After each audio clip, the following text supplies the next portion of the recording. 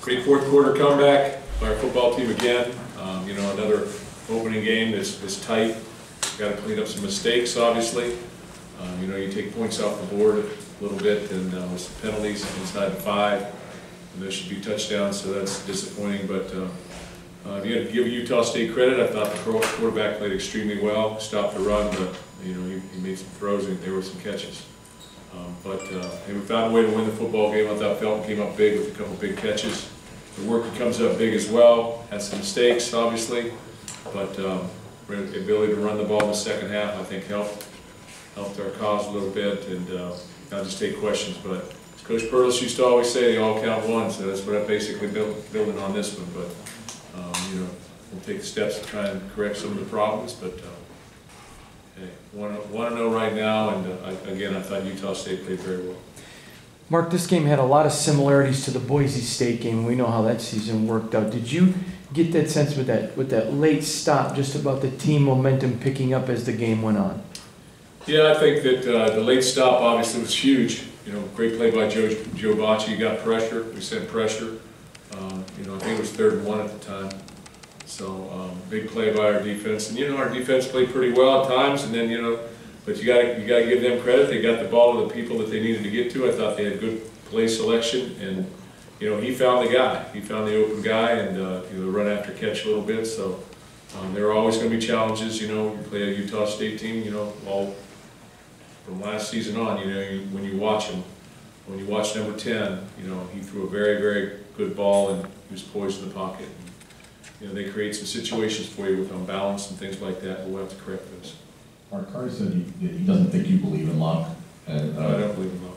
Well, with this team, though, the resiliency that they've shown in close games the last 2 years now, year in the game, how much of that carried over from last year, and what allows them to be focused in those moments? Well, I really think that, you know, if you go back over the course of our program here, we've won a lot of close games, especially opening games, and that's just been the nature of it. You know, I can't sit there and say why, but we've won a lot of close football games. We've won, I think, 18 maybe in the 4th quarter or something like that since 2007. Somebody told me. So we're able to play down the stretch. We got experience to be able to do that. There was no panic in our offense. It was a 3-minute drive. We got the ball at 5 minutes, so it was a 3-minute drive. So you know, we had to come back out there on defense and get the stop. But we certainly make it interesting. I wish we wouldn't, but it seems to be the trend sometimes. But it is tough to win. I will say it again. It is tough to win every single football game. Everybody has a plan. Everybody has a good plan, and everybody has good coaches and good players, and some good players. So very few people are really run off the field. And you know, I felt like Utah State would create some problems formationally, and they're on with their offense. They're snapping the ball every 12 seconds sometimes, and that's as fast as anybody that you're going to see. So they did a nice job with that. You know, their offense coordinators was the offense coordinator for Gary Pinkel at Missouri, and a lot of that is from that, I think. Coach, all the way back here by the cameras, piggybacking off of that big moment, Felton Davis made that catch on that last drive. Just how big was that? And he made a couple of big plays, the 2-point conversion as well. Yeah. How big is it to have a guy like that who can bail you out maybe sometimes when you need it and make an incredible play like that? Well, I think it was 3rd and 2, and Cody got a big catch and turned it up, and then I think it was a 2nd down play for Felton. But yeah, it was a huge catch. You know, put us down there in field goal position, so if we could run out the clock, we kick a field goal and win it, or possibly score a touchdown. And then he has the big 2-point conversion catch as well. So, but he's a player. You know, he's made big catches last year, and he'll continue to do that. I thought, you know, we got some catches from the other 2 guys as well. You know, Cody White and Darryl Stewart. So we just got to clean up some of our mistakes that are correctable, and they were a lot. I don't know how many what our yardage was for penalties, but too much, too many. And you know, some of them you might argue with or argue against, but you know, it really doesn't help out on the field. You got to play through it. Coach, Tyler Higbee starts off as a guard. You move him into center to start, and then you kick him out to tackle tonight. Was that part of a plan, like an emergency plan, at any point during practice leading up to this? And could he be part of the equation going forward? How do you feel he did? You know, Tyler, well, it's hard to say, you know, because you can't really, I can't see him up there. But Tyler can play any of the positions on the left side. You know, Cole Chulins was out, as you guys probably know. He can play any of those positions, left guard, left tackle, center.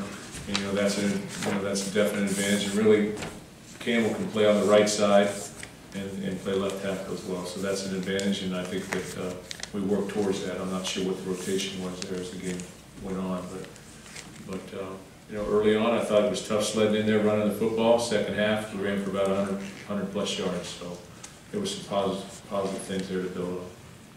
Mark, over here to your right. Go back to the penalties a little bit, considering the amount of guys and the experience you had coming back. How frustrating was it to see those penalties, not just the penalties themselves, but in such critical situations inside the 5-yard line? And late well, yeah, it's frustrating, especially when you say, don't jump off sides. You know, that'll get you all the time. You know, and it's like the kiss of death.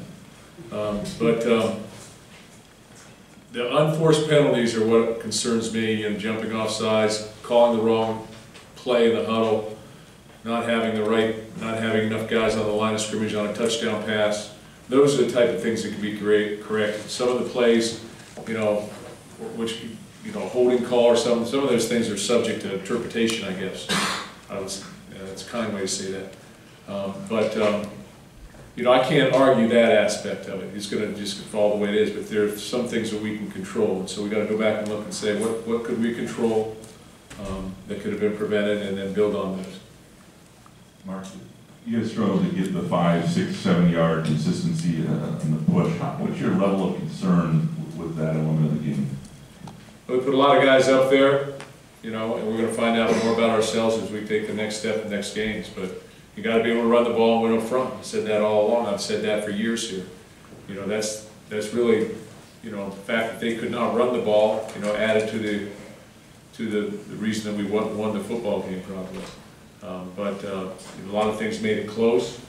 You know, everybody's involved in the run game. It's not just the offensive line. It's the play selection. It's the tight ends. It's the fullback. It's the tailback.